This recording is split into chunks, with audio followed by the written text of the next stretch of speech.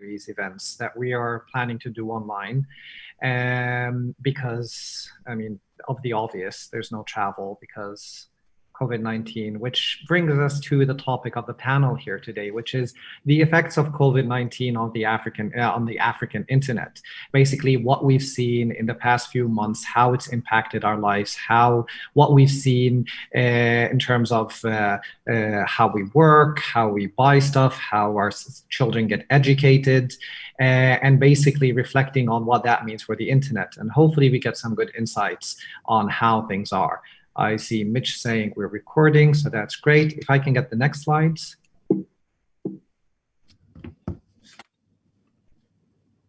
Yeah, so this is me. I will be moderating the session. Yes, perfect. So yes, the agenda. Like I said, first we start out with a bit of a welcoming note, which I'm currently doing now. Then we have the panel of experts. As you can see, we have 4 experts that you may recognize their names from different walks of the industry. We have service providers, we have exchange points, we have cloud and work from home enablers, and we have e-commerce providers. And we'll go into their profiles in a second here. So that will be the majority of the session that we will have. We will allow for at least, hopefully, 30 minutes of Q&A. So each speaker will give some intervention about what they've seen during the past few months. And then we'll go into Q&A, which we rely on you, the audience, to actually put your questions in the Q&A section here that you see in the chats. Finally, we end up with closing, and what we are piloting for the first time here is a peering personnel's, a very light version of it. There was requests from the community for us to actually do something like this, as we normally do in regular meetings. So we're trying to test out how this works out for this event. And if it works out, which we hope it does, then we'll do more of these in the future series coming up.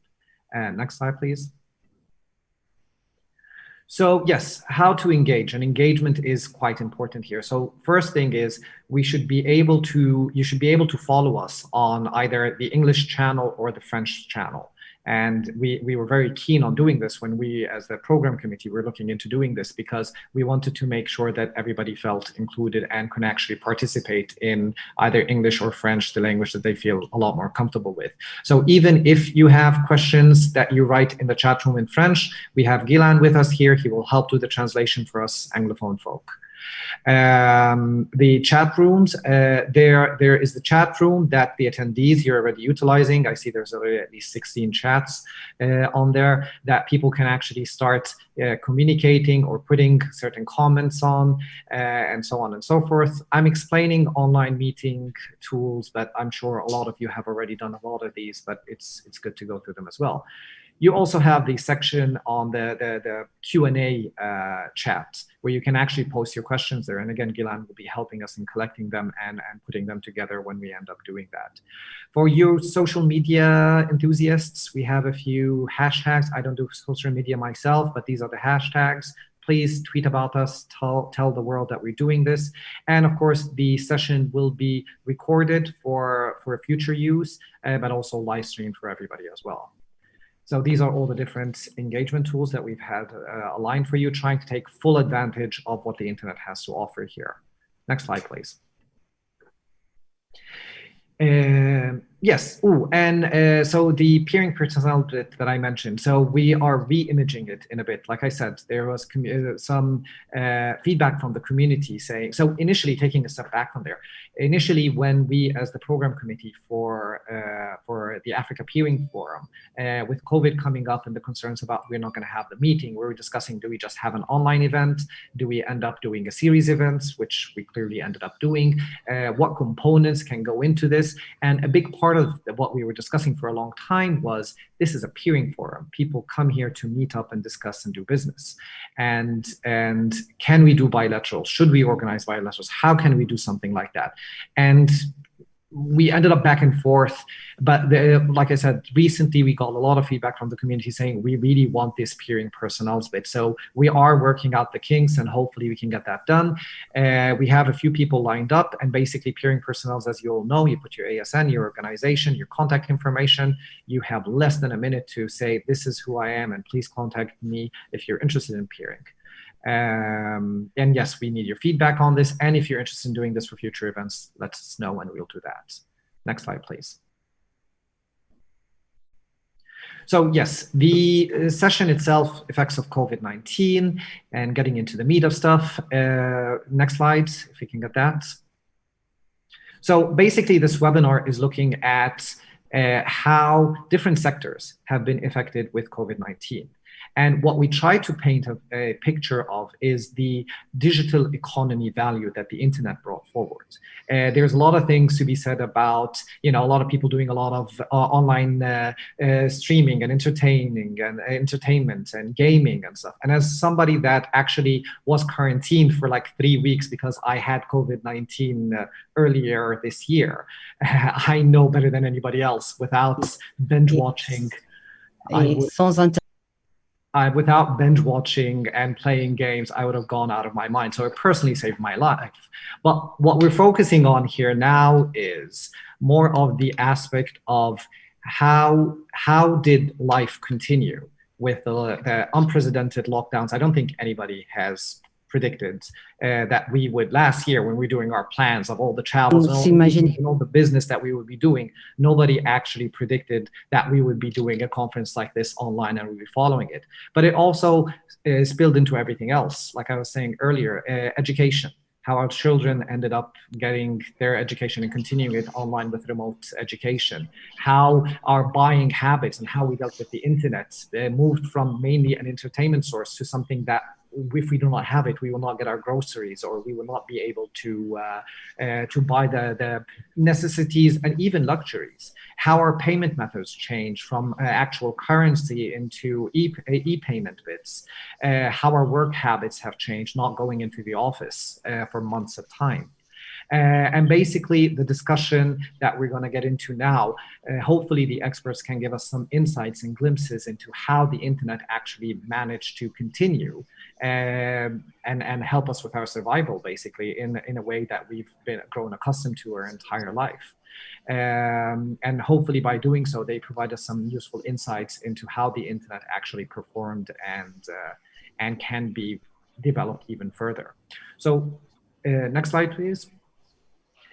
I promised I would introduce my panelists. We have Ben Roberts. He is Chief Technical Officer from Liquid Telecom, bringing that service provider perspective, as I said. Next slide. We have Kyle Spencer, that is the Executive Director at the Ugandan Exchange Point, but he also represents the African IXP Association, and he will be talking a little bit about what we've been seeing in general across the board in Africa with at the exchanges, with some examples maybe closer to home that he's prepared. Next slide.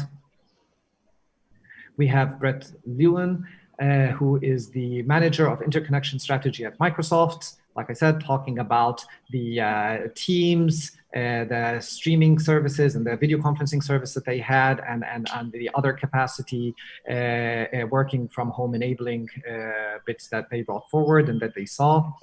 Last slide. We have Dave Omoregie, sorry if I pronounced that wrong. He's VP Technology of Operations and Supply Chain at Konga, which is an online shopping platform, and he will be bringing that online e-commerce section forward to us.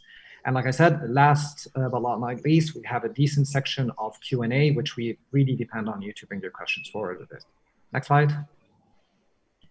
Yeah, so at that point, our first panelist is Ben Robert. Actually, Ben is one of the brave people that actually ventured into flying these days. He's actually on a plane and he'll be doing his intervention from a plane. Again, one of the advantages the internet gave us, saying connecting while we're online. But he did send us a video that we'll be playing now, and he will be available for Q&A. So if we can get Ben's video, please. And like I said, Ben will be talking from the service provider perspective on what they saw in terms of traffic shaping and movements and how the habits have changed.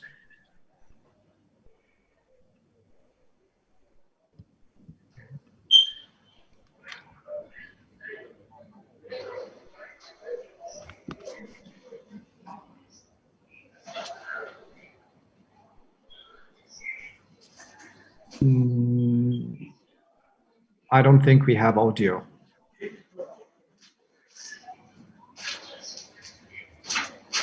No audio. Okay. I'm sorry, give me a sec because I do have the audio. I'm not sure what's going wrong.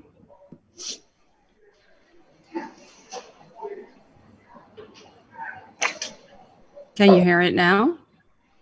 No.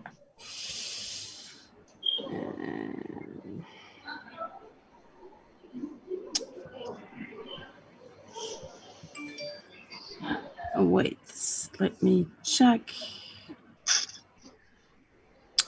Select camera.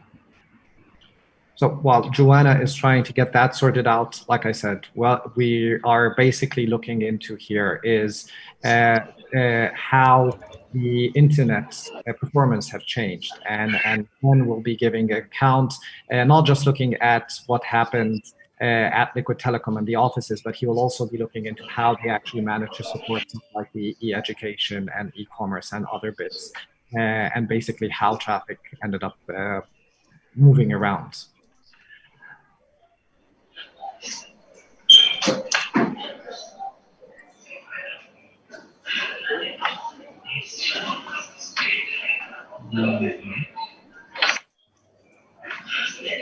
Well, so yes, so while we are waiting on that, maybe one of the things that I can do is maybe acknowledge the sponsors that helped us organize this event, and to whom we owe stuff like the lovely interpretation that you see here and other supporting functions that you see.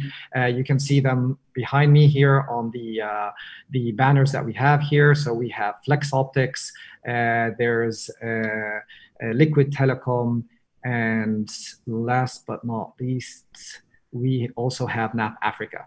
All three are our sponsors here, plus, of course, all the lovely work that the ISOC staff has put forward to getting this meeting organized and, like I said, available in both languages.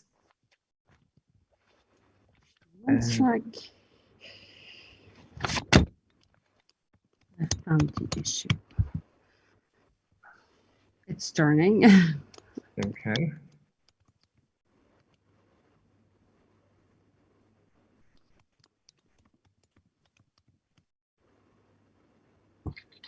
And now it won't allow my password. I'm so sorry, but I still have the correct password and it doesn't allow me.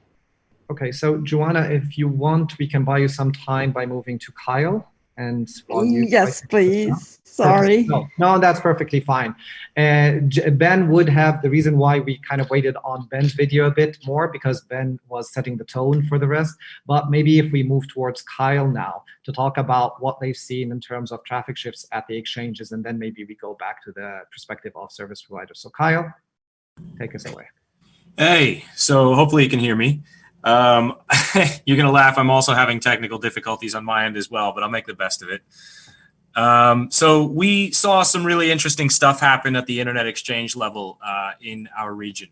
And actually, after soliciting some feedback from around the region on how COVID-19 impacted the African exchange ecosystem, we noted that actually Uganda had where we operate our internet exchange had a particularly unique impact. But before I get to that, I'll cover some of the more common outcomes.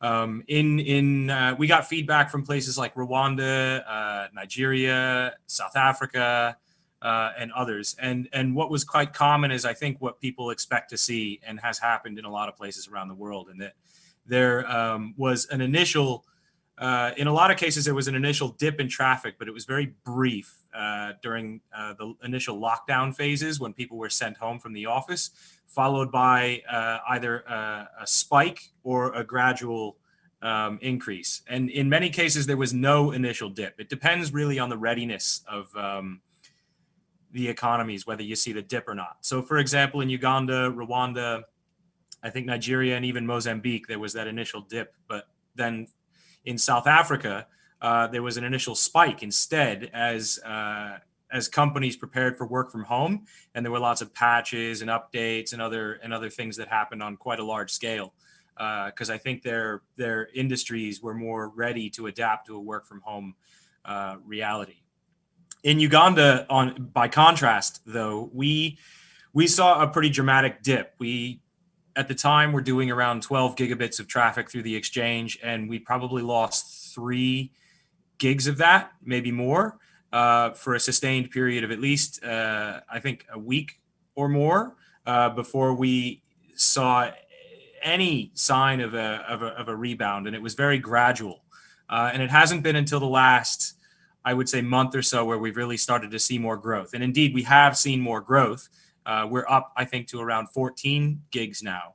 But the initial impact of the lockdown was quite substantial for us. And we were curious about that and looked into that. And what we surmise is that a lot of the Uganda Internet Exchange's traffic is related to the CDNs and content networks that are attached to it. And in Uganda, we have a large number of fixed ISPs that provide connectivity to offices where a lot of people get their primary connectivity. The reality is that when people are sitting at the office, they're watching a lot of YouTube and they're on Facebook and doing other things that come from the CDN networks. And when they migrated from those fixed office ISP connections to mobile connections when they went home, a lot of that CDN traffic was taken away from the Internet Exchange because the mobile carriers tend to have their own on-net cache deployments. And so their on-net caches were seeing the CDN traffic instead of the UIXP traffic, because that's what happens on the mobile networks.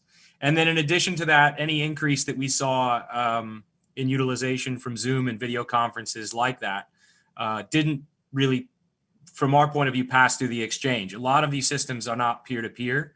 And they get relayed through servers that are hosted, by cloud infrastructure providers and elsewhere that are not in Uganda.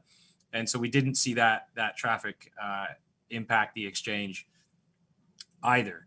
And then one of the other dynamics that we saw, which I think is probably common throughout the region, but was particularly pronounced in Uganda, is the transition from fixed internet connections, which are effectively unlimited for the office user on their laptop, to pay by the byte mobile connections. So when you're on a mobile connection, you're typically buying bundles where you pay by usage. Whereas when you're at the office watching YouTube all day, you're unlimited, and so your usage patterns are different. And people in Uganda don't have a lot of disposable income. And so when the economy shut down and lockdown occurred and companies had to lay people off, not only did they get pushed to pay by the byte mobile connections, but the disposable income evaporated rather quickly. And so internet utilization overall took a big hit. But like I said, it's not all gloom. We are back up and to the right again. And we haven't fully analyzed the cause of the rebound or the whether or not we think it's accelerated from previous growth, which was somewhat substantial anyway, or not. So I don't have any insight into that. But another interesting observation that was made by the South Africans, the guys like Andrew and Michelle down at Napa Africa, was that because people weren't sitting in traffic anymore, the patterns changed that they were seeing on a daily basis. People were getting online earlier, staying online for longer, and a lot of these sort of like peaks and troughs that they were seeing throughout the day kind of smoothed out over time. So those are just a few of the observations that we've seen. I have a few more as I load up my my data here that we'll get into perhaps a bit later. Hopefully that's bought us enough time to get Ben's video working and maybe help kickstart the conversation. Thank you. Yeah. So while I'm getting the, yes, so we're pulling up Ben's video now, but an interesting point that you brought up, actually a few interesting points here, but one of the interesting points that you brought up was also the fact that when they got pushed to the mobile industry, they ended up having to pay as they consume. And there's something to be said there and thought about the different let's say strategies that operators or even governments had put in place, because there are some that kind of just gave you unlimited for a while when things were there, while others were still charging. And I think that will also very much vary how the patterns and the internet and the consumption work, but maybe we can take that in the Q&A section. Joanna, we should have the video now, right?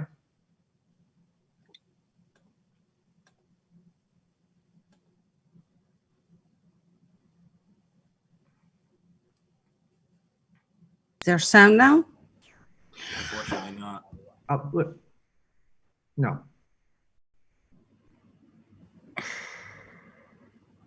That's fine. That's fine. We can move to our next panelist while this is being figured out. But also one of the other interesting points that Kyle pointed out that maybe we can actually also go back to is the shift in behavior.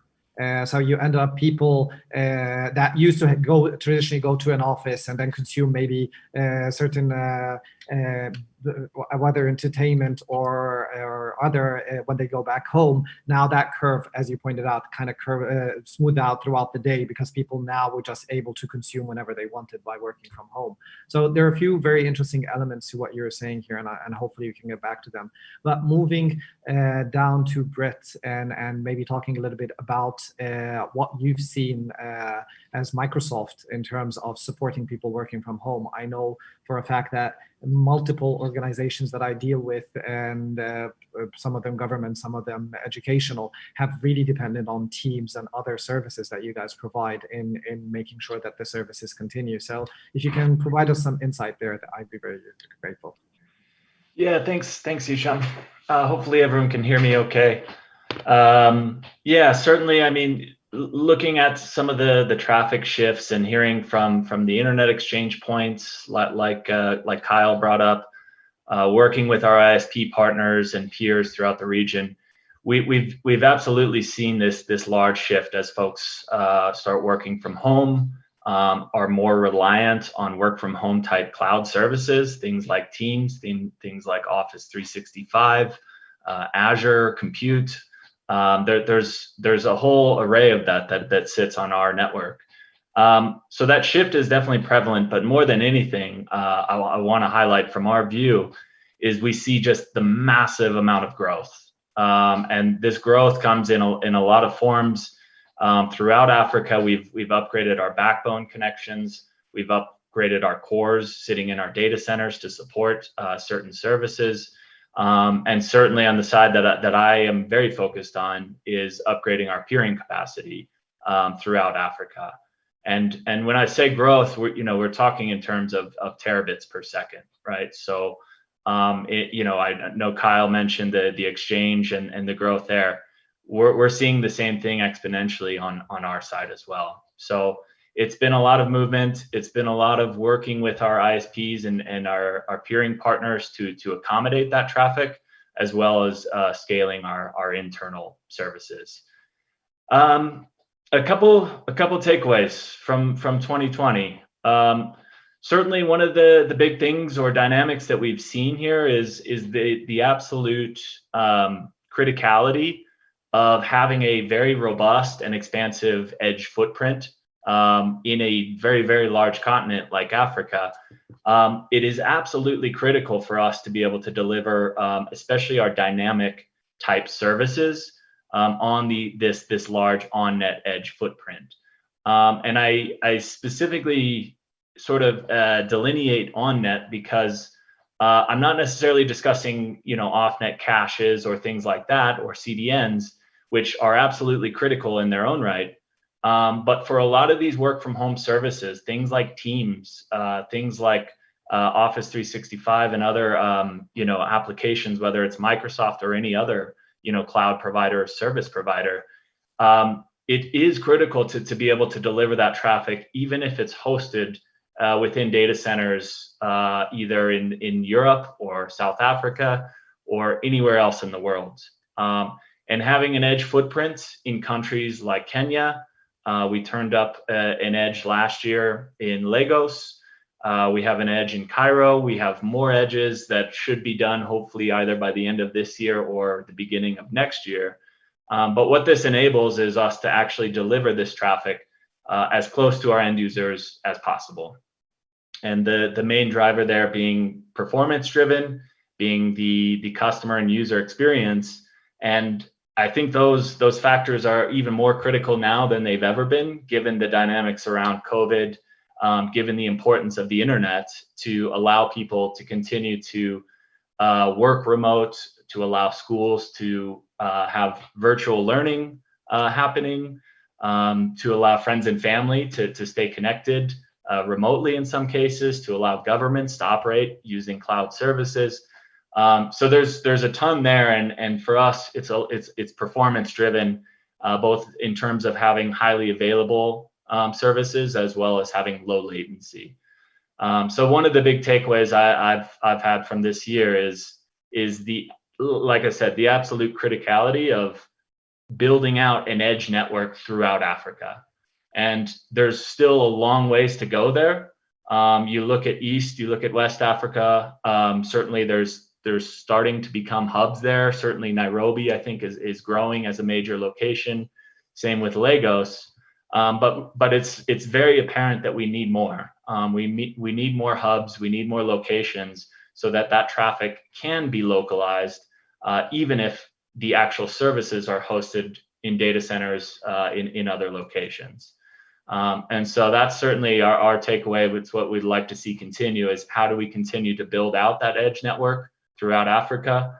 At some point, does it look like Europe, where if you look at a network map for most large OTTs, they have edges in almost every country, right? So for us, we'd like to continue to see that growth. And I think this year, 2020, and the COVID pandemic has sort of opened a lot of eyes towards that, and also sort of sped up or galvanized that process to really try and focus on getting that traffic localized and at least exchanged within Africa. So there's still a lot of work to be done.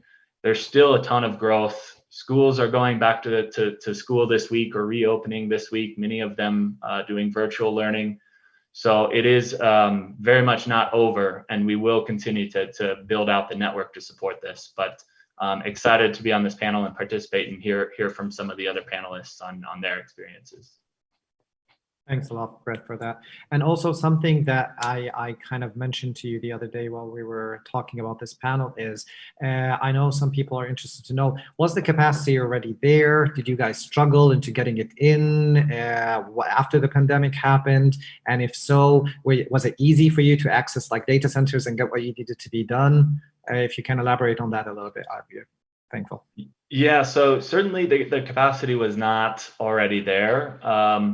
We try to build our network and maintain our vendor relations so that we can quickly add capacity at a very, very highly scalable way. So definitely major kudos to all of our partners throughout Africa, our vendors, our peers, to be able to scale that capacity so quickly. But certainly, like forecasting is already very difficult. As you guys know, in the internet space, it's very hard to predict what's coming next. And certainly it's harder to predict a pandemic that has the impact it has on the internet. So certainly there's been a ton of new capacity put in place this year as a result from the pandemic. And although there's tons of challenges working to get cross connects done, to get subsea capacity lit, to get peering PNIs activated, to add capacity to internet exchanges, all of that stuff. And we rely heavily on our local partners and peers to get that done. So in that sense, it's been a success for us in working together throughout the region. Okay. Yeah, perfect. Joanna, do you want to give this another try? Perfect.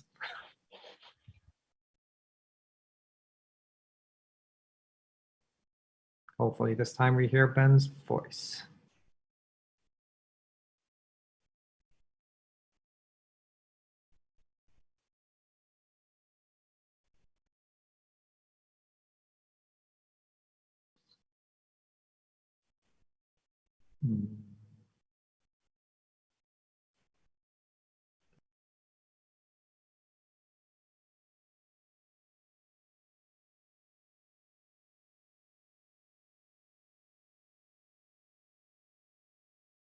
Nope. And moving down our panel to Dave, while we give Joanna one more try to get this done.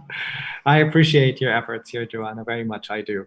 Dave, I kind of mentioned in the introduction earlier about how even some of our purchasing habits have changed and how people stopped relying maybe on some of the traditional methods of pay and had to embrace stuff like economy and e-currencies and e-purchasing and all that stuff, which may not be necessarily something that was of the habit here in Africa.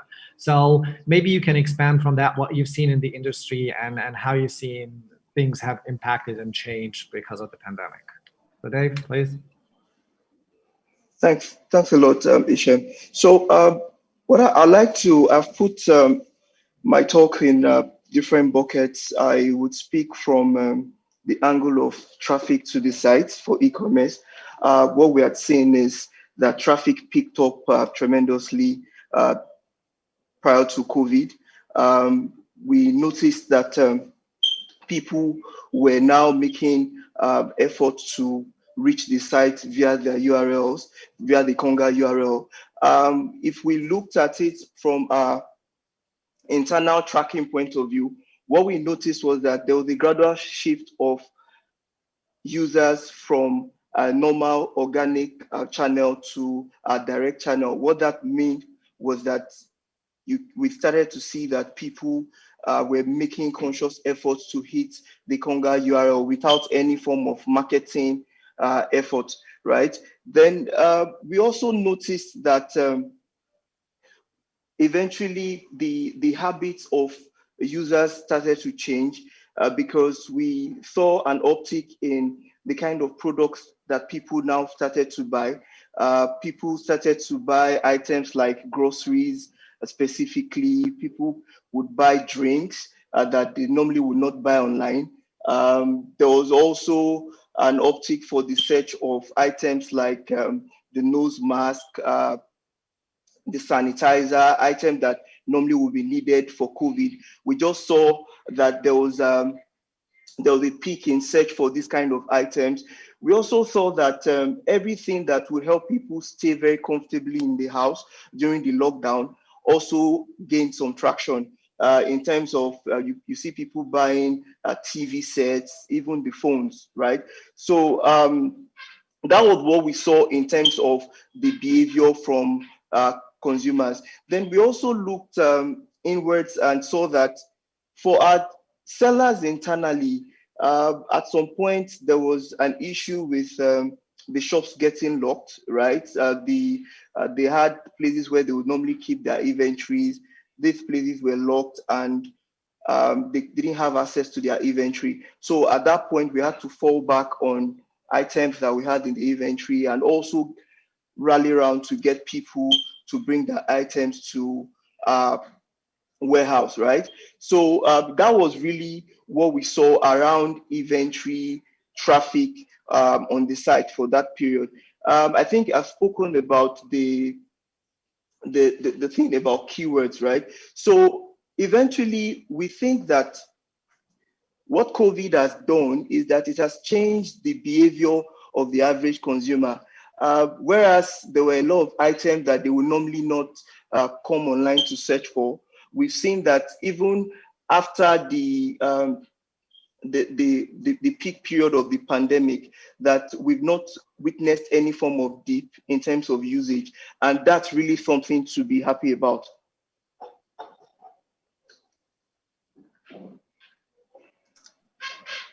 Yep. Thank you for that, Dave. You're done. Or do you have anything else that you want to expand on? I think another thing that I would want to add is that we also noticed that some big FMCG players, right, that would ordinarily not have strategies for e-commerce are beginning to give attention to e-commerce, right? The they usually will not have this plan of having the item displayed online. The big with like the Nestle, the Unilevers, they're all trying to see how they can have presence on the e-commerce platform. And the truth is, where we start to have big players like that come online, what you normally expect is that because if you retrospect very well, what we experience is that of adoption, usage. We want to get people to climb the internet, and where people are able to climb the internet, they're able to climb the internet where you have good pricing, you have product assortment, you have that wide range that will cause people to leave the traditional brick and mortar, and there's a value proposition for online. Yeah, thank you for that. And I, as a user of these platforms, well, actually, my wife is the user of these platforms. I can tell you, we at our household went from actually using one of these e-commerce platforms to now I think we have like 5, 6 of them. So we're not just locked down to one anymore. And I was joking the other day saying I have people knocking on my door delivering things throughout the whole day, just random stuff, leaving it at the door. And I saw one of the delivery guys walking into the building the other day, just pushing this massive cart of all these things that they have delivered. So that is definitely something that I've witnessed firsthand, having changed.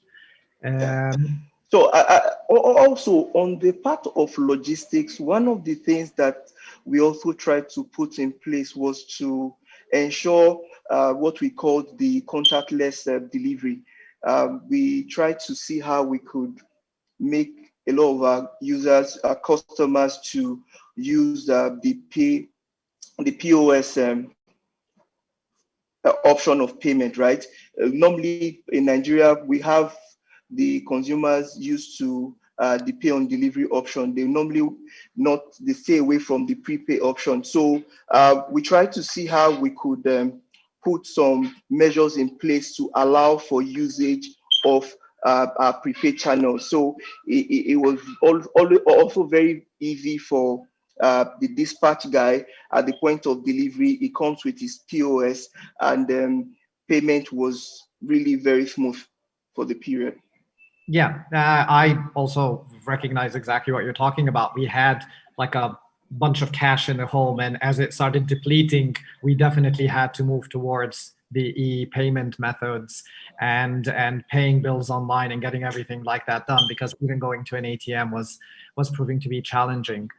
I don't see that many questions yet, which we rely on you to put in the question section, but I do see there are some very interesting comments on chat here. So Joanna, do you want to try to give this another try, or do you want me to read through some of the comments? No, Elliot is going to help me out and give it a try. Hello, my name is Ben Roberts. I'm Chief Technology and Innovation Officer at Liquid Telecom. I'm very happy to be here today. I'm taking this webinar from a plane. So I'm pretty certain that the broadband will work for the question and answer. But I've decided to record the presentation so that we don't get any technical glitches. Let me share my screen. So let me start. So today I'm going to talk about the we've observed with the effects of COVID-19 on the African internet as we see it, and from a consumer behaviour and what we've seen on the network as well. The most obvious and immediate effect was that we saw this rapid shift of working from the office to working at home. Now this had a very dramatic effect on bandwidth being used in people's offices. The graph on the left is showing the bandwidth used by one of the Liquid Telecom offices, dropping to almost nothing over the course of a few days when we shifted to compulsory working from home. This was in UK, which is our first office to go to working from home. We see a few people, see a few spikes in traffic here and there. People are connecting up to a VPN to get some business applications. But in the main, most people with their business applications are going straight to cloud. We're using cloud-based applications for most of our business operations. A headline on the left bottom side there, that is from a Kenyan newspaper, talking about The stay-at-home order in Kenya pushed the traffic up by 40% on the Safaricom network. I think it's gone up further than that since. But people moving their traffic from their office-based networks to their home-based networks and their mobile networks. The graph on the top right is within Liquid Telecom across the whole enterprise as a whole. And it's statistics on our usage of the different features of Microsoft Teams, which include video, voice, sharing files, collaboration, all the different bars there. Seeing a large number of increases in the usage of all the different services, all the different features of Microsoft Teams. And as more people are collaborating online, we're seeing a network effect. There's actually a 5-fold increase in the usage of Microsoft Teams within our own organization. A lot of that being the video calling, and we use Zoom a lot. People use Zoom a lot for as well. So that big shift in traffic has led to exchange of traffic between operators and between the operators and the cloud providers, which is why we've seen a shift and increase in traffic at the Kenyan Internet Exchange point. We've also had, across everywhere in Africa, we've seen a big shift in the adoption of e-commerce. And I think if you look at the top websites in the Alexa top 50 of any country, we're seeing that the e-commerce sites have gone up the rankings. But the CEO of one of the biggest e-commerce sites in Africa, he said this quote for me here, which is that they've seen this big shift in people buying luxury goods on e-commerce. So more using it for everyday items like food and shopping and pharmacies. And so this is the change that's been going on. The change is not just in our business lives and the way we buy, but entertainment has had a big shift. And with a video entertainment service like Netflix, we've seen people watching longer hours. We've seen, instead of watching 2 hours at night, we've seen people almost watching from 5 p.m. to 9 p.m. as being the peak of traffic. Maybe watching 2 movies at night instead of 1. So working from home, people spending less time in traffic between the office and the home, going straight to sitting down and watching the TV with the family. Also seeing that video gaming, which is very exciting for me, is increasing. People have gone on to more online gaming, Fortnite, other things. But a Kenyan company that I know, CQ Games, they've got a gaming platform of locally developed games. They've reported a very big increase in the uptake and download of their games. People having more time being stuck at home, particularly children having more idle time to pick up and explore into gaming. Now, all of this is quite exciting from in terms of point of view of uptake on traffic on the internet network. Just because video and gaming and voice and collaboration and file sharing and cloud, these are the big drivers of internet traffic across the globe. But we haven't seen the same challenges in Africa that maybe have been faced in Europe. Left side is me getting fiber installed in my house in the UK a year ago, but I've had fiber to the home in Nairobi for 6 years. By having fiber to the home, we've been able to absorb the demand for all the extra things we're doing. The base networks, the data centers and the landing stations and the peering and the caching points, that's been ready for ages. It's been ready for almost 5 years to absorb this uptake in traffic. European networks, the ISPs did complain to Netflix and asked them to turn down the resolution of the video bandwidth because of the increased demand on networks. But because Africa having mostly fiber to the home instead of copper to the home, we've been able to deliver a lot of broadband providers to increase the bandwidth available in their packages. So people have been able to absorb the uptake. What has really been changing, which has caused the change in behavior, is what we're calling this digital transformation of humans, a coronavirus accelerant. By being forced to change the way that we do things, people who have not been adopting technology have suddenly had to adopt technology. People have started to do these online meetings that have never done them before. This morning I was doing something. I was doing a webinar with members of the government of Kenya, doing an online meeting with governors. So this would never have happened 6 months ago. So now it's become what we're calling the new normal. However, it's not all great news, and I think you know, one area that has exposed very much the digital divide is in education. Schools are enclosed in most countries for, you know, an indefinite future. Although we've been able to have some good results with schools that are able to connect, already connected to broadband, universities that are already connected to broadband, private schools have been able to adapt, reverse the direction of internet traffic and deliver lessons from the classroom and able to keep their children learning. Many schools in Africa, as much as maybe, you know, in our footprint, we think about 200,000 schools have not got access to broadband. We've done some big projects in South Africa, Kenya, connecting 2,000 in South Africa, 300 in Kenya. And those ones where we've been able to, you know, get them to use online cloud-based collaboration tools to deliver classes, the challenge they've faced is that the children have not had access to devices and not had access to be able to pay for the mobile bundles they need to get connected and partake in the lessons.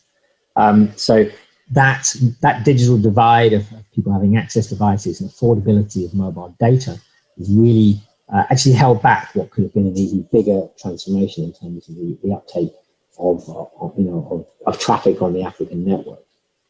So I think you know, this has been a very exciting period, and I'm looking forward to some great questions today from the people who are watching the webinar. Thank you very much. Yeah, perfectly. This worked, and I have never been happier to hear Ben's voice, to be honest. So we don't. Well, yeah. I want to encourage people to put questions in the question and answer section here. I do see, like I was saying, some very interesting comments, a lot of them from IXBs in Europe. And I won't be reading through them. You don't need to hear my voice that much. But there are some interesting takeaways from them, which is they're all talking about increases that they've seen at the IXB level, which is something that we've heard and we've noticed, other than the interesting case that Kyle brought forward in the Ugandan exchange. But we have seen that across the board with a lot of them. A lot of them are talking about how, and I love how Ben gloated about the fact that in Africa we have fiber to home, while in Europe maybe not as ready as Africa is with this, because some of the comments here are talking about challenges at the last mile and at the edge service providers, where Ben just covered that in his video, saying that they didn't really see that much of an issue, at least on his network that he's managing.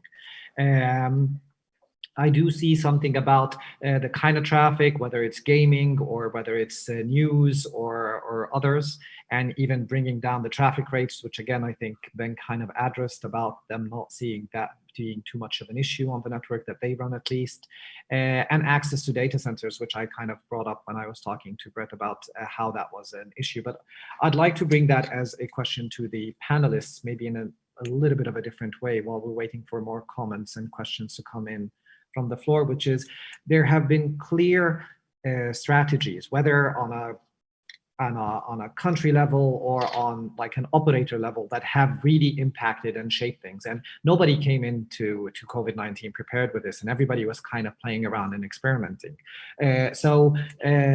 For example, if we were to pick on the access to the data centers, there are some countries that were very firm with their lockdowns, but kind of still allowed people to enter data centers and get some things done, while as others kind of completely locked down and didn't allow this, where others just saw this as business as usual. When it comes to stuff like e-commerce, there are different also strategies. We've heard some countries that said out of fairness, we're going to shut down the e-commerce platforms because the actual shops are closed down. And again, that is a strategy that we've seen, and if Dave can expand on his views there, that will be useful as well. There was also something that tied back to other strategies, like, for example, the bit that I mentioned with Kyle, those that provided unlimited bandwidth and unlimited consumption, at least for a while, early on in the lockdowns, versus those that still would charge you by the bit and consumption. And it's interesting to just look at all these different strategies and how they affected. And I'm asking this basically to all the panelists, if they have thoughts they want to reflect on a little bit more when it comes to what they think was a more successful strategy, or what helped, in their opinion, getting their bits across. Well, I'm here. I don't know if you can see my video. Probably not. I'm having wild technical difficulties today. But one of the things that I noticed in the feedback that we got from across the region and outside of the region is that where internet service providers and mobile network operators implemented more generous connectivity packages, it had a substantial beneficial impact. And I think that was probably most pronounced in places where people were pushed home onto their mobile connections that are paid by the byte. For two reasons, of course. One is because people were using more while they're at home, but also because of the economic impact of the lockdowns taking away people's disposable income that they would normally spend on bandwidth and bytes. Anybody else from the panelists with thoughts on this? Strategies that helped or didn't help? Nope. So yes, so also looking at some of the other bits. So there's a question that came in from Esther from Links saying that in regards to the digital divide Ben just mentioned, are there any plans to address this further and to even the stakes for schools across Africa? Basically maybe reaching out to rural areas and something like that. I don't know, Ben, can you hear us? Can you participate? Hisham, he's following through me on WhatsApp, so he has the question. He's typing the response. So, okay. But if any of the panelists would like to respond, I'll read out. I'll send relay that back. Okay, perfect. While we wait for Ben, I can't say with specifics, which programs and initiatives are going on, but there are a number of initiatives around the African region to extend the reach of broadband connectivity to schools and government facilities and community centers and so on. Well, I can tell you also that for at least in the country that I have family in Africa, which they've actually provided different options of, do you want to go back to school next week, or do you want to be able to continue with your blended or 100% online learning? And while initially a lot of people opted to the face-to-face for social reasons, I am hearing that a lot of people are now falling back to the 100% remote learning option. So that's interesting to see, and see how this is going to play out on the long run as well. Looking at some of the questions, yes, the videos will be made available. So for those asking about that, that is covered. Do not worry about that. One of the other questions, yes, this one is for Brett. How has Microsoft seen cloud adoption before COVID versus now? And there was another question for you while you unmute yourself. I think Silvio was talking about the Microsoft POP in Luanda. Is it up yet? Yeah, so in terms of trends, I mean, cloud adoption has been growing, not just at Microsoft, but across all cloud providers exponentially the last few years, right? And certainly Microsoft, we have a large portfolio of services that fall into the cloud and are also served from the cloud. So we've seen massive growth leading up to 2020 and the COVID pandemic. But I will say, certainly, Office and other work from home scenarios are critical to that. But the most growth we've seen from a network perspective, or even from a peering perspective, is driven by Teams. And so this is obviously a crucial platform for people to stay connected, for schools, like we've talked about, to potentially reopen virtually, and for businesses to operate while people work from home. So that's been a huge driver for us, and that growth has been huge in the last year, and largely because of the pandemic and sort of these work from home scenarios. So certainly, yeah, the growth is massive. Again, it's become very clear that you need a network, a robust, expansive network, to deliver those bits, right? It's not just about building large data center campuses or big cloud deployments, but ensuring that we can actually get that traffic close to our end users, in order to optimize the performance and help work with our ISP partners to deliver that traffic. So that's a big part. You know, in the same vein as that, part of that is expanding our network. I know the question from Silvio on Luanda. There are a number of new markets that we're working on now, and it fits into exactly what I just mentioned, right? Is we need to be able to deliver traffic in more locations, in more regions than just South Africa or just Lagos or just Nairobi. So there's a number of new edge sites. Again, these aren't, this isn't just a cache. This isn't an off-net platform. This isn't delivering just Windows updates. You know, this is delivering all Microsoft, all of our services. So whether it's Xbox, whether it's Teams, whether it's Office, this enables us to help improve that delivery. So we haven't made the announcement yet, but certainly we hope soon that we'll have more of these edges coming online. They'll be added to PeeringDB. You can see them there. But certainly it's exciting as we gain momentum on this, and certainly COVID's contributed to that. But as we start to launch more of these edge sites and start to see Africa as a continent fill out more in terms of having more network points of presence, more peering locations, and overall better delivery throughout the region. Okay, perfect. Thank you for that. Mitch, I think you have Ben's reply, right, to the question? Yes, I do. So Ben's response is that this is to Esther's question about the digital divide and what plans are underway, or at least what plans are there. And so according to Ben, UNICEF and the ITU have come together to set up the initiative called the GIGA Initiative. I'm sure some of you may have heard of it. This project will aim to connect all schools in the world, and some pilot countries include Kenya and Rwanda in Africa. Liquid is aligned to the vision and supporting and partnering with open data initiatives to map all schools. For example, in Kenya, there are 6,000 schools that are less than 1 kilometer from a fiber node, and 75% of these are actually in rural or peri-urban areas. So they feel at Liquid that the investment to connect school is an important block to bringing affordable connectivity and broadband to all. And so they are very much in support of that. Okay, thank you so much for this, Mitch. And I would also like to, I see there's another question coming in, but I would also like to encourage questions coming in French. Again, we have the translation. Please put them in there. Again, Glenn is here to help with the translation if anything is needed. So please feel free to do so and utilize the option that we have here. I just want to read a comment before throwing to Dave again the question about the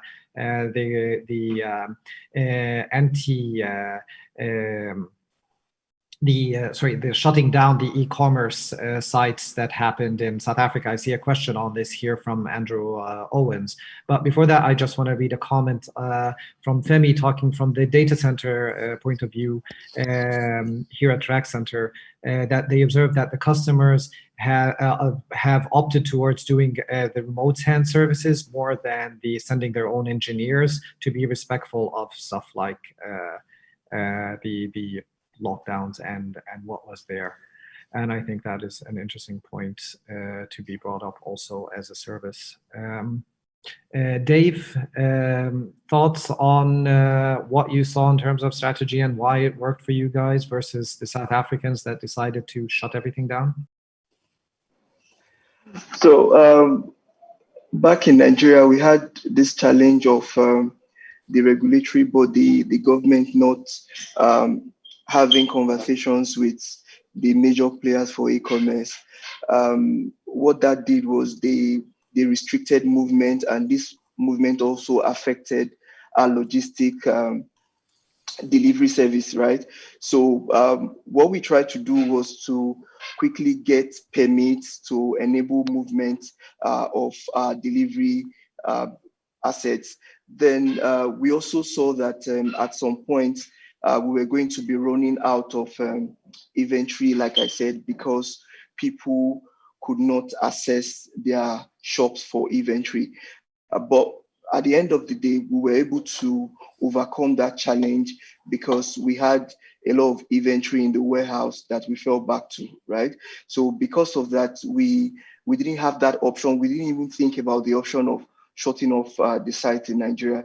We still had to run, and we were able to do deliveries. The only thing that we also had as a challenge was that at some point there was interstate restriction, movement of people interstate. So what we just tried to do was to see how we could isolate some of those states that we couldn't reach, communicated customers that there was going to be some form of delay in terms of delivery. So we tried to manage it, and eventually, once we got out of the woods, it was about for about a month. So once we got out of the woods, we were able to just do a normal delivery service. Yeah. Thank you for that. And there's a question for you also, Dave, in the chat that says, did you have a peering strategy prior to COVID-19, and how did that affect your delivery of services during the pandemic? Did we have a payment service? Is that what you said? Your peering strategy. Did you have a peering strategy put in place to deliver your services online? Okay. I think what we tried to do was we, as much as possible, try to create processes that allowed for us to survive at the point of the pandemic. So we had interactions with logistics partners. We also had interactions with our sellers, and we tried to gear them up for what we expected was going to be the case for COVID. And the truth is that we, as much as possible, got their support, even though nobody saw the pandemic coming. Yeah, but did you, like with the service providers, did you have peering agreements with them? Did you buy services, the bandwidth off of them? Did you have to increase something like that to scale for the demand? So for the on the part of service providers, what we didn't really need to scale. What we even did was that in some cases where we're not using resources, we turned down some part of the system. But when it came to consumer-facing infrastructure, we had that flexibility of scaling up. It was something that we naturally will have on the platform that allows us to scale when there's an increase in traffic. So we didn't quite have any challenge in terms of meeting up with traffic expectation or containing traffic. And this is a follow-up from me because I'm curious to know, were there, and this isn't just for you, this is also for the others, DDoS attacking and trying to bring down services? Was there any of that during the pandemic? Did you witness any of these? No. No, Did not for it us. go down, or was it just not there from the beginning? We didn't have it for e-commerce. Okay, fair enough. Anybody else try to do anything funny? Kyle, Brett, Ben? Did you guys hear of anything like that? Or did people just behave because of the situation? I'd be curious to know what people think, and if they saw, even from the panelists, if they can, the participants, if they can put their thoughts there. Mitch, you have another answer from Ben, right? Yes, so there are two questions for Ben. So the first one came via email, and so the question was that it's clear that global internet usage has intensified since the start of the year. Is there any data to indicate the magnitude of the increase in Africa, especially East Africa? For example, the percentage increase in traffic on networks, new subscriber growth, etc. So this came from Raquel from UNECA in Kigali. And so the response from Ben is that the growth of internet traffic month by month has continued at normal pace for countries that have been connected to fiber for a while. So that 5% month on month, so that's a 5% month on month. Countries that are newly connected to the internet, such as South Sudan, grow at a much faster rate, 10% month on month or more. Liquid has recently connected South Sudan, and we see the same pattern as in other countries that we have connected for the first time. We see the services that have local caches or edges, such as Netflix, YouTube, Microsoft Teams, are growing at above 5% average since COVID-19. And then the second question, I think it's same from Raquel, which was about the metrics on the traffic. And Ben had a second response to that, which says that mobile broadband is a stopgap to universal connectivity. We call it mobile fast, which is great, but can't deliver digital transformation of business and home without broadband to the home. Our demand in all of East Africa has been huge, so much that we have struggled to deliver connectivity on time. It's hard to give numbers on the uptake, therefore, but it changes the case for investment for in fast home broadband connectivity. Okay, perfect. Thank you. And Raquel already thanks you and Ben for answering the questions. I'm getting a few private messages on questions as well. I don't know if they came through the translation or not, but one of them talks to, did Africa, from Tom Hudgson, that asked, did African governments / regulators change their approach or increase scrutiny of the networks to ensure stability during the outbreak? I think maybe Kyle can speak to that a bit. Hey, I just rejoined, hoping this is still working. Sorry. My knowledge of that arena is a bit limited to my own context, so I'll speak to Uganda. And Uganda's regulator and government were as affected by COVID and the lockdown as everyone else, and so not much has happened since the lockdown began. Everybody went home. Work from home was difficult. It kind of threw everything into disarray. And so it's not like operations completely stopped, but there wasn't a massive catastrophe in terms of the country's ability to deliver internet. So, what they were focused on was not that. But do you know of good examples of governments that relax stuff? Like, for example, I also work not out of Africa, but like in the Middle East here out of Dubai, and they've relaxed some stuff on like voice over IP and video conferencing and stuff. And in that context, I remember last year there was a lot of talk about Uganda trying to regulate that and actually charge for that. So have you heard of good examples that? Right. So, I mean, I would say that the fact that Uganda's internet and other countries around the region were able to adapt to this is an example of sort of good policy and regulation generally. We do, of course, in Uganda have that OTT tax. And initially when the lockdown began and people were sent home onto their mobile connections, there was a lot of outcry again about it because, of the COVID lockdown and everything. But the government did not budge on that. In terms of specific good examples of other things that governments have done, I couldn't answer that. I don't have enough of a broad context on the regulatory issues right now. No, fair enough. Anybody else want to take a stab at that? No. So I guess our final question here would be, I see other questions coming in. Okay, let me see this one. Given the negative impact of COVID-19 on economies in Africa, increased unemployment, and etc., did the internet service providers experience a change in demand for bandwidth and revenue? And did any of the national governments provide any incentives? Does anybody know of anything like that? Actually, yeah, we actually had a lot of that kind of interaction going on in Uganda. The lockdown hit the fixed ISPs particularly hard because they rely on enterprise connectivity. Some of the larger wholesalers got hit as well because large networks like the Research and Education Network had to dramatically dial back how much bandwidth they consumed. And this put a lot of networks in Uganda under a lot of financial pressure.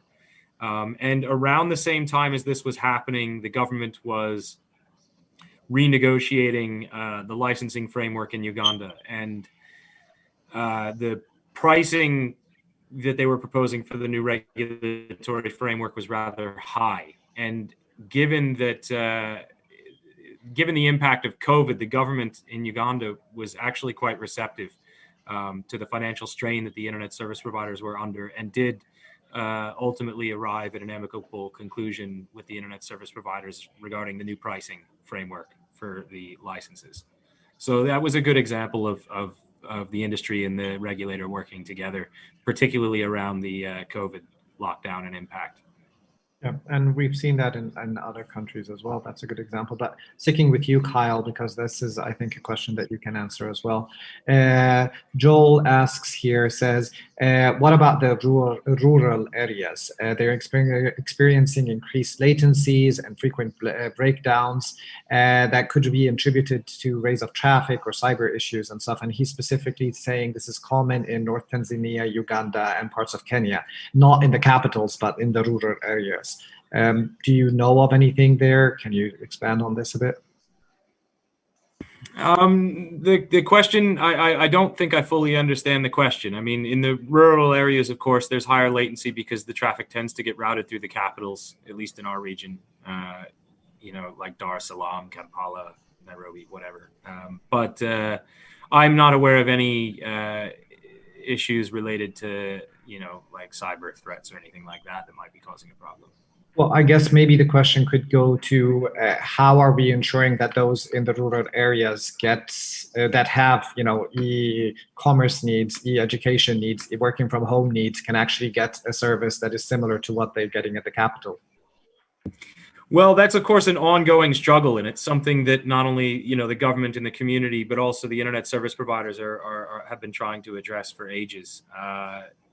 And there's still a lot of room for improvement, but it's, at least in the Ugandan context, our coverage in terms of mobile, for example, is quite good. We have a pretty good fiber backbone, multiple fiber backbones going around the country that provide connectivity services to the secondary and tertiary cities and beyond into the village. We have online delivery services like Jumia that deliver services in some of those secondary and even tertiary towns as well. And so I think there is some capability to adapt to the situation, but I think the bigger constraint is really the industry's ability to implement work from home in Uganda, rather than the connectivity being the primary problem. And as a result, the economics of working from home become an issue because people stop receiving salaries sometimes because the companies have to lay them off, and therefore, you know, so it's a broader problem than just the connectivity. And in fact, looking at the connectivity, that's probably not the biggest area of concern. But yeah. You know, there are other countries and other regions and other areas that might have a different perspective. Yeah, no, fair enough. And basically, he just expanded, saying he's talking about disruption of services. But yeah, I think you already kind of touched on that. So I guess final question to all the panelists here is also a question that I got privately, saying, do you feel traffic levels will reduce as COVID numbers and countries open up, as the COVID numbers go down and the companies open more up more? Do you feel that the new online world will continue and grow, or will it diminish as we end up going back to our old way of living, assuming that we do? Yeah, I can say a few words to that. I mean, I mentioned before, forecasting the internet and forecasting traffic on the internet is incredibly difficult, especially to do so looking years and years out. So it is a challenge to say yes or no or one way or another to that. But I do think the digital transformation that we're kind of seeing here, and especially COVID, you know, sort of lighting a fire under that and forcing it to happen much more quickly than it was, I don't think that's going anywhere. I don't think we're seeing anything revert back to that, to pre-COVID times. So from that standpoint, we should expect more services operating on different clouds, more remote services, video conferencing, things like that. I don't expect that to change. In terms of just looking at traffic volumes, ideally, right, we're trying to get past this pandemic. We're trying to come up with a vaccination. Ideally, at some point, kids can go back to schools, people can go back to work, and you will have less demand for things like Teams or Zoom or any other video conferencing. So you should expect at least some decrease in traffic once that happens. But again, I think the overall shift, the overall digital transformation is happening. And so to say that things will just revert back to quote unquote normal is probably not realistic. And I do expect a lot of that traffic on our network to be there for the foreseeable future. So. And Dave, do you see people walking away from the e-commerce platforms anytime soon? I don't think so. I don't think so. Growth really doesn't happen in our comfort zones. It's something that's happened, and I do not see people going back to their old way of life. We've seen that behavior is changing, and what we expect is that we continue to layer on what we already have now. That's the expectation, mostly because we've seen that a lot of businesses are opening up, and we've not really seen that deep in terms of the sessions that we normally would get. So the expectation is that we'll continue to build on the numbers that we already see. Yeah. Okay. Yeah, fair enough. And before I ask Kyle on his thoughts as well, there's a comment that came in from Rwanda saying the lack of Wi-Fi enabled devices in Africa is the greatest factor that negatively impacts ISPs and companies from being and has also affected most of the people working from home and learning from home. Are there any plans to try to do something about this? And I do think there's something that maybe ISOC can say about the community networks that they do in Africa to address this bit as well. But before maybe I ask Mitch to address that. Kyle, thoughts on things going back to normal or things continuing to grow? Yeah, my thoughts are generally in line with Brett's. I think the societies are generally going to start reshaping themselves around this reality as it continues to go on for a little while, and then reverting back to the old way of doing things is just not likely. And though I think that there will be some like reduced pressure caused by people going back to work in school, I don't think that's going to be enough pressure to actually reverse the up and to the right trend.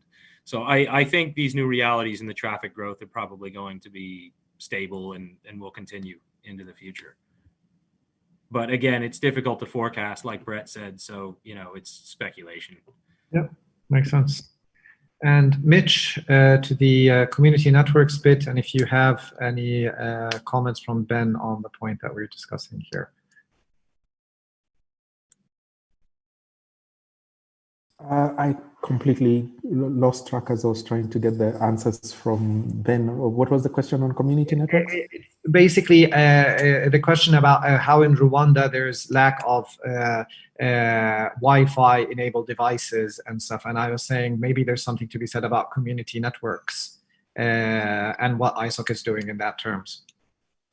Well, yes, so that's an important question, that the access devices are going to be a critical component of that investment that needs to be done, but it also needs to be thought from a sustainable point of view, that there are two components behind that. There is the digital literacy, which comes first, and then the equipment. And so those needs to be handled at that level of the end user. And so in as much as we provide, and the third one is relevant content for those users to be able to use. So as we focus the conversations around extending connectivity to those in rural and underserved areas, that discussion around how that can be facilitated from an investment point of view, capacity building point of view, and the services, the key stakeholders will really need to play a role. And there's a lot of conversations happening in that space to address those issues. And just throwing this back to the question about government and what government has been doing and regulation and the scrutiny and stuff, do you see there's a little bit more appetite towards something like this after COVID-19, or is it too early to say something like that? It's actually becoming more interesting. I will say this, given the fact that we did try to have conversations in the past years with policymakers around access or alternative and complementary access for rural and underserved areas. And the conversation has actually gotten more traction during this year than in the past. And we think that COVID has had a positive effect on this, and we hope that in the years going ahead, coming ahead, and what we are seeing from the communities is that there will be less lip service and more action, if I could summarize it that way. And have you managed to get from Ben his thoughts on, does he see the traffic and patterns still going up, or does he see it going back as we go back to our way of life? So, so he has one response. I'm trying to open up the second one. So the first response is that he sees ISPs, and I guess this was in relation to a previous question, ISPs and MNOs have mostly upgraded the bandwidth in a certain package as much as 100%. And this is at no extra cost to the customer. What we have seen is some customers choosing or suspending, some customers closing or suspending businesses and wanting a holiday or canceling altogether. And no governments have helped at all. And we have seen new duties and taxes coming. And I think he's talking about Kenya, where there are new taxes that have been brought in. So that has not been positive. Now there's an audio file, which I think I can play. Just a second.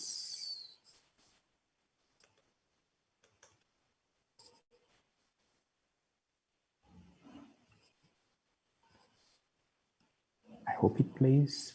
All right, let me see how best to do this.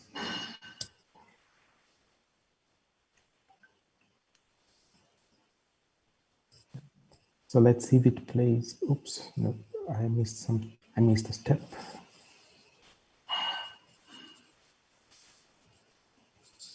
And just while Mitch is preparing this, after this, we're going to go to the peering personnels, where we have a few slides from people that will during the presentations. Mitch. If I want to summarize anything, it'll be that Can you hear that? this is a call to action for universal broadband. We as Liquid Telecom, we need to do harder to connect everybody, and we'll be fighting to do that. And governments and everybody needs to recognize the importance of broadband in what will be the building block for the new digital economies. Okay, thank you for that. So yeah, I guess now we are at the end of our panel. I would like to thank all the panelists for their contributions and for making this a very first successful panel. At least I feel it was so, and I feel like we've covered a lot of very interesting topics here. So without any further ado, thank you to the panelists. And now moving to peering personnels. Yes, and again, the way we're doing this, we are unmuting the people that are coming up. So you can see on the left here, the slides. Oh, you can't, but I think the order was Cloudflare, PCH, who was the third one? Yeah, PCH, yes, the Internet Exchange Point in Nigeria, and then Facebook, right? So just get yourselves ready to do this, and we are off. Hey everyone, can you hear me? I'm Peter from Cloudflare. I just recently joined Cloudflare, and I will be working with interconnection and partnerships in Africa, Europe, and the Middle East. So really looking forward to working with all of you and building a better internet in Africa. For those of you who don't know who we are, Cloudflare wants to build a better internet, and we want to help our customers improve performance, resilience, and security of their internet assets by utilizing our global network. We have an open peering policy, so if you want to peer with us, please reach out to peering@cloudflare.com, or if possible, I don't know, you could probably DM me in the Zoom meeting, if possible. Thank you. Yep, next one up, PCH. I don't see a PCH person in the room unless they're using a different name. Okay, if they are, can they make themselves known through the chat and we move to the next one? So Nigerian exchange point. Jacob can go.